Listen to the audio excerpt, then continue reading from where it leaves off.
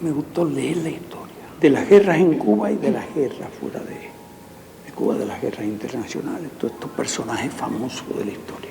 Y tenía esa vocación. Y cuanto libro militar que hay en mis manos, me lo leía. De joven se enrola en la expedición de Cayo Confite. Allí dice que aprende los primeros elementos esenciales básicos del arte militar. De esa misma expedición ya va conformando una concepción en él de la lucha guerrillera. Luego viene entonces el asalto al cuartel Moncada. Y dice Fidel que aquella experiencia negativa de Cayo Confite le sirvió para él solo reclutar a más de 1.200 hombres de una forma secreta en células clandestinas y que nadie sabía hasta el último momento cuál era la misión que iban a cumplir.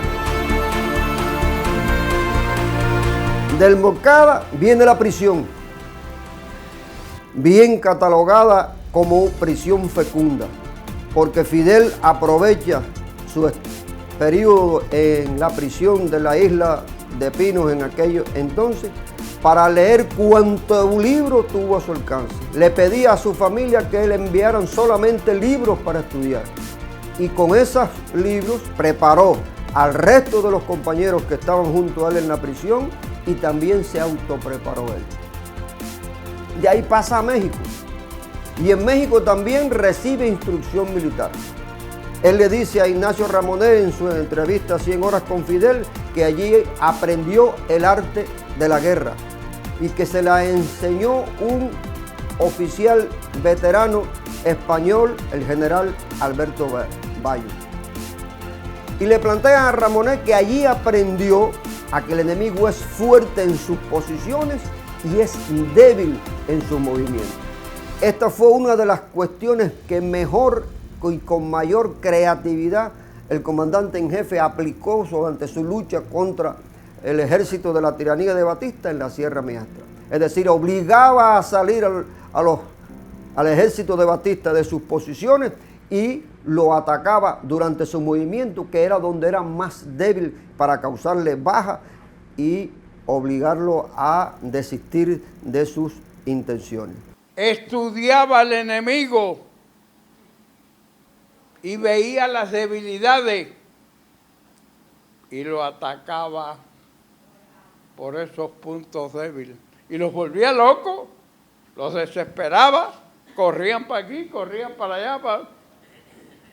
Y Fidel muerto de risa y con su inteligencia. Y eso es algo inolvidable. Alcanzó el grado más alto del pensamiento militar y además se consolida ese pensamiento militar de una lucha irregular y de que el pueblo tiene que participar en esa lucha irregular. Con esa misma idea enfrenta al triunfar la revolución la organización, o sea, la estructura que existía del ejército burgués y la comienza a transformar en un ejército de nuevo tipo, es decir, un ejército de obreros y de campesinos.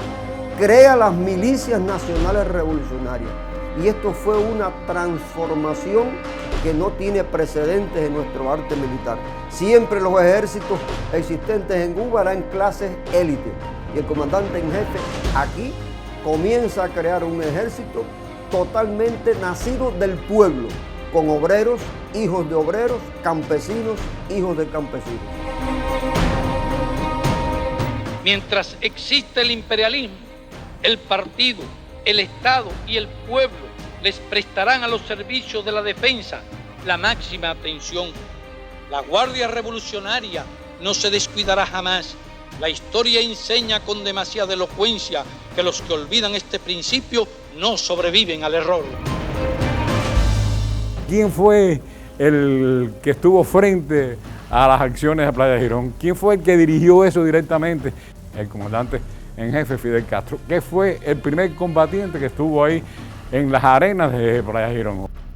Y es así entonces como se enfrenta la invasión de Playa Girón, es así como se enfrenta la crisis de octubre y es así como se enfrentan las bandas de contrarrevolucionarios apoyadas por el gobierno de los Estados Unidos y se derrotan estas bandas en nuestro país.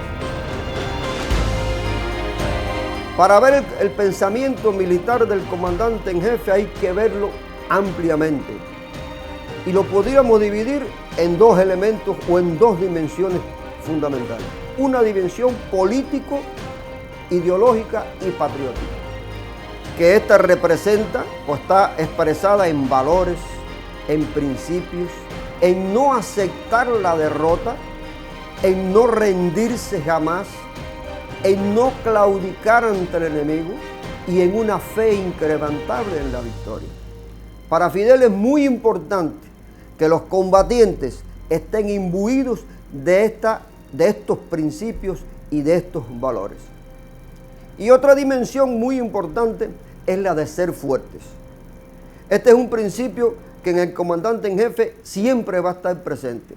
Y es contar con una fuerza que sea capaz de disuadir al enemigo y al mismo tiempo sea capaz de enfrentar la agresión de ese enemigo si se llegara el momento y además enfrentarla eficientemente y obtener la victoria.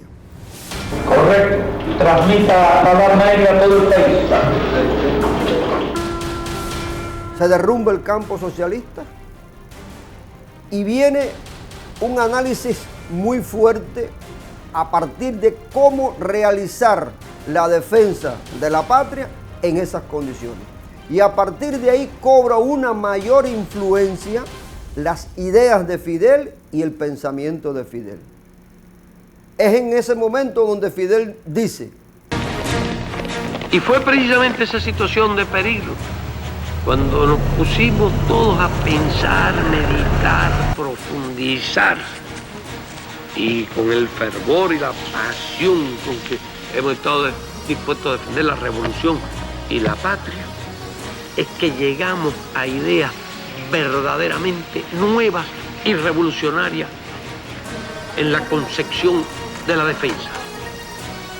Y fue como se pasó de la antigua concepción a la idea de que la defensa del país, la defensa militar y en el terreno del combate y todo lo que asegura el combate y apoya el combate en todas las esferas, era tarea de todo el pueblo.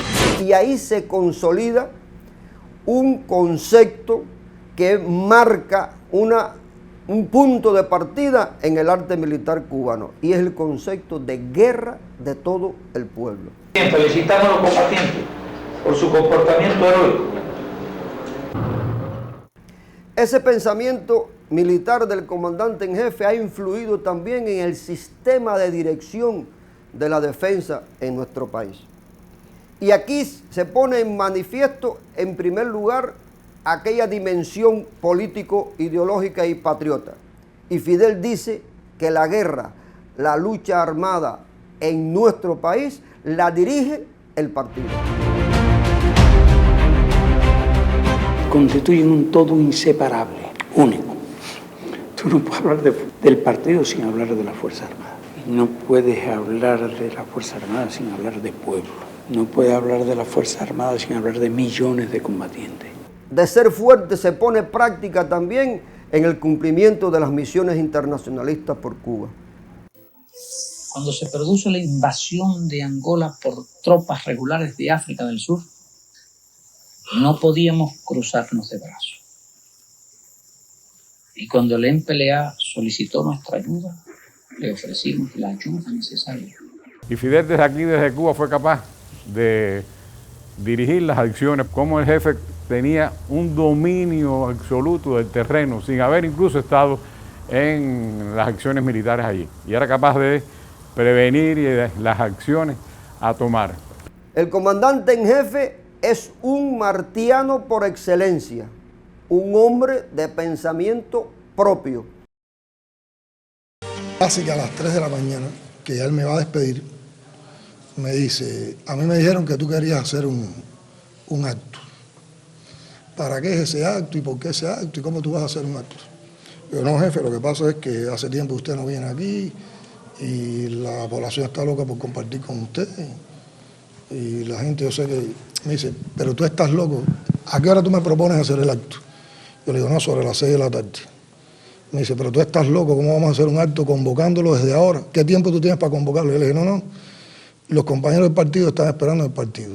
Y nosotros podemos salir a convocar a la gente por la mañana y nosotros estamos seguros, discúlpeme que me emocione, que si convocamos al acto con usted, la gente va a ir. Yo lo único que necesito es que usted me deje decirle en la radio por la mañana que usted está en Santa Clara y que hay un acto con usted. Me dijo, haz lo que tú quieras, pero tú estás loco. A las 5 voy para la plaza, porque además ya no cabía, tenía una impaciencia tremenda. Y empezó a llover un aguacero, eso. Yo decía, este acto va a ser muy difícil. Yo estaba muy impaciente, pero nadie llegaba a mí, estábamos con él, y yo no sabía lo que estaba pasando en la plaza. Y cuando entramos me dice Fidel, ¿pero y esto qué es? Yo le digo, no, eso son la gente para usted. Me dice, no, me da el pecho, no puedes decir eso. Las cosas no se hacen por un hombre, las cosas se hacen por una idea. Yo le decía, sí, pero es por usted. Decía, no digas más eso, pero es inconcebible que la gente se puedan, esto es un huracán. La plaza estaba desbordada, yo nunca había visto la plaza tan llena. Recuerdo incluso que había un cartel delante de una mujer que decía, Fidel, habla, te necesito. Hoy mi deber era cantarle a la patria, alzar la bandera, sumarme a la plaza. En el pensamiento político de Fidel hay lógicamente una influencia martiana extraordinaria. Cuando Martí dijo que ser culto para ser libre, Fidel tomó eso como un arma propia. Y eso de ser cultos es lo que hoy hemos logrado, se lo debemos a ese pensamiento político de Fidel, de que realmente los americanos, que es nuestro enemigo principal, se haya medido considerablemente más de 60 años para hacer acciones contra Cuba. No acciones de carácter subversivo que las han realizado y desgraciadamente tenemos más de 2.000 víctimas producto de los ataques terroristas de los americanos y además de algo tan grave como es el bloqueo que nos han impuesto por más de 60 años. Y que Fidel siempre dijo que nosotros teníamos que resistir, pero que resistir y vencer. Ese pensamiento de Fidel no solamente en la rama militar, en todo. Porque es que Fidel fue tan grande y es tan grande y tan inmensa su obra que no cabe, no hay espacio donde uno pueda decir, estos son los límites. No hay límite para ellos. El comandante en jefe de la Revolución Cubana es uno solo. Fidel es Fidel. Fidel es insustituible. Y nosotros estamos hoy aquí y la Revolución Cubana está aquí, es sencillamente porque Fidel entró primero en el Moncada, porque bajó primero del Granma, porque estuvo primero en la sierra, porque fue a Playa Girón en un tanque, porque cuando había una inundación por allá y hubo hasta pelea, porque no lo dejaban entrar. Por eso nuestro pueblo tiene esa confianza tan inmensa en su comandante en jefe, porque tiene, como nadie en Cuba, la cualidad de tener todas las autoridades morales posibles para pedir cualquier sacrificio en nombre de la revolución. Fin de la cita. Así pensaba el Che, así pienso yo también. Todavía que yo sepa, no vislumbra una figura o una persona que pueda aquilatar tantos méritos, enseñar con tanta profundidad y que las personas, niños, mayores, tercera edad, que sean tan fidelistas. Un gigante que nos legó el concepto de revolución, que hoy es la guía principal para el actuar y la actitud de cada cubano patriótico en lo político, en lo ideológico y en las tareas de la defensa de la patria y del socialismo. En cada jefe político y militar de cualquier nivel, en cada soldado individual, hay un comandante en jefe potencial que sabe lo que debe hacer y en determinada situación cada hombre puede llegar a ser su propio comandante en jefe.